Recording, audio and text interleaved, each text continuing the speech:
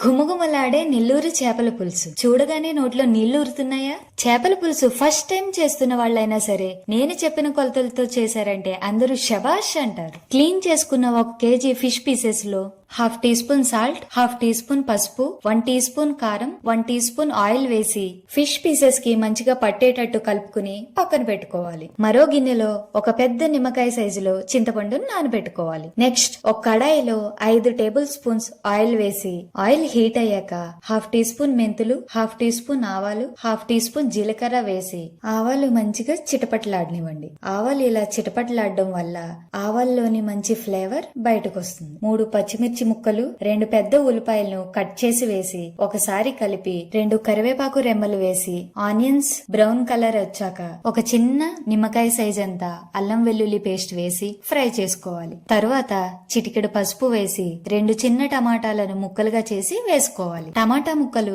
Skin separate అయ్యాక 1/2 teaspoon salt, 1 teaspoon కారం, 1/2 tea spoon ధనియాల పొడి వేసి బాగా కలిపి నానబెట్టిన చింతపండు పులుసు పోసి స్లో ఫ్లేమ్ లో ఆయిల్ పైకి వచ్చే వరకు ఉడికించి నీళ్లు పోసి బాగా మరిగించుకోవాలి. వాటర్ మరుగుతున్నప్పుడు మనం ముందుగా కలుపుకున్న ఫిష్ పీసెస్ ని వేసి వాటర్ చెక్ చేసుకుని మూత పెట్టుకోండి. ఈ లోపు నా ఛానల్ ని సబ్స్క్రైబ్ చేసి ఈ వీడియోకి లైక్ చేసి మీకు ఇంకా ఏమేమి వంటకాలు కావాలో కామెంట్ చేయండి. నెక్స్ట్ వీడియోలో ఆ వంటని చేసి మీకు చూపిస్తాను. మూత తీసి పులుసు చిక్కపడుతుందనగా పుల్లని మామిడికాయ ముక్కల్ని 5 ఇలా పొడవుగా కట్ చేసి వేసి గరిటె పెట్టకుండా ఇలా కదిపి మూత పెట్టుకోండి. పులుసు దగ్గర పడ్డాక 1 టీ స్పూన్ జీలకర్ర వెల్లుల్లి పేస్ట్ వేసి ఇంకొకసారి కలిపి 5 నిమిషాలు మూత పెట్టండి. మూత తీసి ఉప్పు, పులుపు, కారం చెక్ చేసుకుని పైన కొత్తిమీర చల్లి స్టవ్ ఆఫ్ చేసుకోండి. చూడండి, పులుసు ఇక్కడ చూపిస్తున్నంత చిక్కగా ఉంటే రైస్ లోకి తినడానికి అబ్బబ్బబ్బ అద్భుతంగా ఉంటుంది. ఈ నెల్లూరు చేపల పులుసుని ఈవినింగ్ చేసి